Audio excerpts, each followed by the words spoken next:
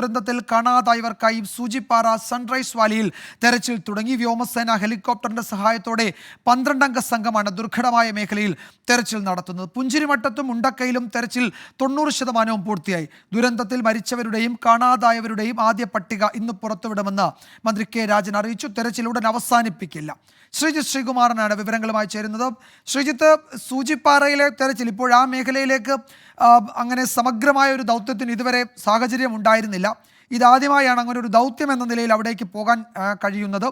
അവിടെ സേനാംഗങ്ങളെ ഹെലികോപ്റ്ററിൽ താഴേക്ക് ഇറക്കുന്ന ദൃശ്യങ്ങൾ നമ്മൾ നൽകിയിരുന്നു. അവിടെ നിന്നുള്ള വിവരങ്ങൾ ലഭ്യമായി തുടങ്ങിയിട്ടുണ്ടോ ശ്രീജിത്ത്?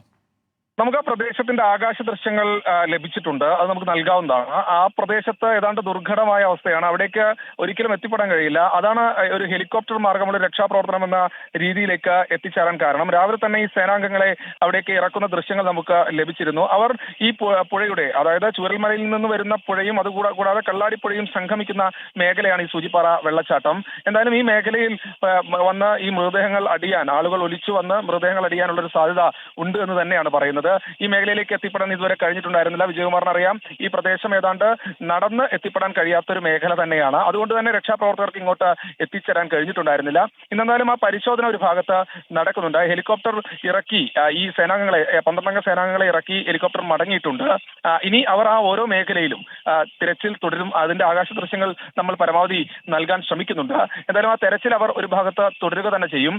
അതിനുശേഷം എന്തെങ്കിലും തരത്തിലുള്ള സാധ്യതയുണ്ടെങ്കിൽ വയർലെസ് സെറ്റിലൂടെ വിവരം അറിയിച്ചതിന്റെ അടിസ്ഥാനത്തിൽ ഹെലികോപ്റ്റർ തിരികെ എത്തി എയർലിഫ്റ്റ് ചെയ്യുക എന്നതായിരിക്കും തീരുമാനം എന്നാണ് അറിയുന്നത്. എന്തായാലും ഈ തെരച്ചിൽ നിർത്താൻ ഇപ്പോൾ ഒരു കാരണവശാലും ഉദ്ദേശിക്കുന്നില്ല എന്ന റവന്യൂ മന്ത്രി കെ രാജൻ അറിയിച്ചു കഴിഞ്ഞു. പക്ഷേ മുണ്ടക്കയിലും ചുരൽമലയിലെയും 90% മേഖലയിലും തിരച്ചിൽ നടത്തി കഴിഞ്ഞു. അതായത് ആ പ്രദേശത്ത് ഇനി ഏറ്റവും പ്രധാനമായിട്ടുള്ളത് ന്യൂ വില്ലേജ് പരിസരമാണ്. ആ ന്യൂ വില്ലേജ് പരിസരത്ത് കഴിഞ്ഞ ദിവസം 2 മൃതദേഹങ്ങൾ ലഭിച്ചിരുന്നു. അവിടെ കുറച്ചുകൂടി മഴ താഴ്ന്നതിന് ശേഷം ഈ സ്വാഭാവികമായി അവിടെ നടത്തിയൊരു തെരച്ചിലാണ് പാറക്കൂട്ടവും അതുപോലെ തന്നെ വലിയ മരക്കഷ്ണങ്ങളും ഒക്കെ വന്നടിഞ്ഞൊരു സാഹചര്യം ഉണ്ടായത്.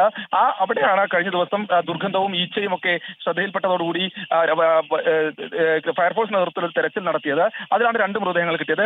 അവർ പറയുന്നത് ഇനിയും ആ പ്രദേശത്ത് മൃതദേഹങ്ങൾ ഉണ്ട് എന്ന് തന്നെയാണ്. അതായത് 90% പൂർത്തിയായി എന്ന് പറയുമ്പോഴും ന്യൂ വില്ലേജ് പരിസരത്തെ ഒരു പരിശോധന ഇപ്പോൾ തുടരുന്നുണ്ട് എന്നാണ് മനസ്സിലാക്കുന്നത്. അങ്ങനെയാണെങ്കിൽ ആ മേഖലയിൽ നിന്ന് കുറെ കൂടി മൃതദേഹങ്ങൾ ലഭിക്കുമെന്ന ഒരു പ്രതീക്ഷയുണ്ട്. എന്തായാലും ഈ മൃതദേഹങ്ങൾ തിരിച്ചറിയാൻ ആളുകൾക്ക് വലിയ ബുദ്ധിമുട്ട് അനുഭവിക്കുന്നുണ്ട്. എന്തായാലും ഇന്ന് ഈ നേവിയുടെ സഹായത്തോടു കൂടി ഇത്തരത്തിലുള്ള വ്യോമസേനയുടെ സഹായത്തോടു കൂടി ഇത്തരത്തിലുള്ള നേരത്തെ ഈ ചാലിയാറിൽ തെരച്ചിൽ നടത്തിയ സംഘത്തിലെ 3 പേര് ഈ സൂചിപ്പാറയ്ക്ക് തൊട്ടു താഴെ വരെ വന്നു. അവർക്ക് പക്ഷേ അവരവിടെ കുടുങ്ങിപ്പോയി. പിന്നീട് അവരെ നമ്മൾ എയർലിഫ്റ്റ് ചെയ്യുകയായിരുന്നു. അതിൽ 2 പേരെ, അതിൽ ചിലർക്ക് പരിക്കേൽക്കുകയും ഒക്കെ ചെയ്താണ്ട് ഒരു രാത്രി മുഴുവൻ അവർക്ക് അവിടെ ഒരു പാറയുടെ മുകളിൽ കുടുങ്ങിപ്പോയ സാഹചര്യമുണ്ട്.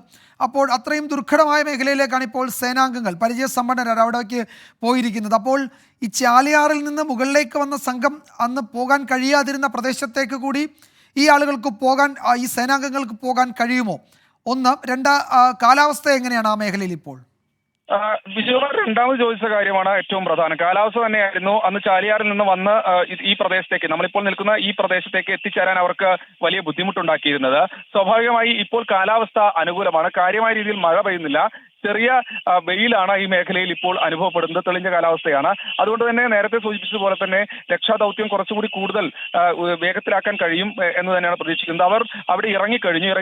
എന്തായാലും ഇതുവരെ മടങ്ങിപ്പോയിട്ടില്ല. ഹെലികോപ്റ്റർ തിരിച്ച് പോയിട്ടുണ്ട്. 12-അംഗ സംഘത്തെ അവിടെ ഇറക്കി ഹെലികോപ്റ്റർ തിരിച്ച് പോയത് നമുക്ക് ദൃശ്യങ്ങളിൽ ലഭിച്ചിട്ടുണ്ട്. എന്തായാലും അതിനുശേഷം കൃത്യമായ രീതിയിലുള്ള ഒരു പരിശോധനാ മേഖലയിൽ നടക്കുന്നുണ്ട് എന്ന് തന്നെയാണ് മനസ്സിലാക്കുന്നത്. ഈ മേഖലയിൽ എന്തായാലും കൂടുതൽ മൃതദേഹങ്ങൾ ഉണ്ടാകുമെന്ന പ്രതീക്ഷയോടുകൂടി തന്നെയാണ് ഇത്തരത്തിലൊരു തിരച്ചിൽ നടത്തുന്നത്. അതായത് ചാലിയാറിൽ നിന്ന് രക്ഷാസംഘത്തിന് കയറാൻ പറ്റാത്തതുപോലെയല്ല ഇപ്പോഴത്തെ സാഹചര്യം. നേരിട്ട് ഹെലികോപ്റ്റർ മാർഗമാണ് ഈ സൂചിപ്പാറയിൽ ഇറങ്ങിയിരിക്കുന്നത്. അതിൽ ഒരു വിജയം കാണും എന്ന് തന്നെയാണ് അവരുടെ പ്രതീക്ഷ. വിജയകുമാർ.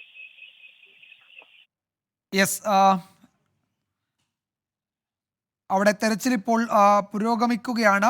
ദൗത്യ സംഘത്തെ അവിടെ ഹെലികോപ്റ്ററിലാണ് അയച്ചിരിക്കുന്നത്, അവിടേക്ക് ഇറക്കിയിരിക്കുന്നത്. അവർ ആ മേഖലയിൽ പരിശോധന നടത്തും. നേരത്തെ ഒരു സംഘം അവിടേക്ക് പരിശോധനയ്ക്ക് പോയെങ്കിലും അവർക്ക് അവിടെ കൂടുതൽ വിശദമായ പരിശോധനയ്ക്ക് അവസരം കിട്ടിയിരുന്നില്ല. അവർ അവിടെ കുടുങ്ങിപ്പോകുന്നൊരവസ്ഥയുണ്ടായിരുന്നു. അതുകൊണ്ട് കുറെ കൂടി വിദഗ്ധരായ സേനാംഗങ്ങളെയാണ് അവിടേക്ക് ഇപ്പോൾ ഹെലികോപ്റ്ററിൽ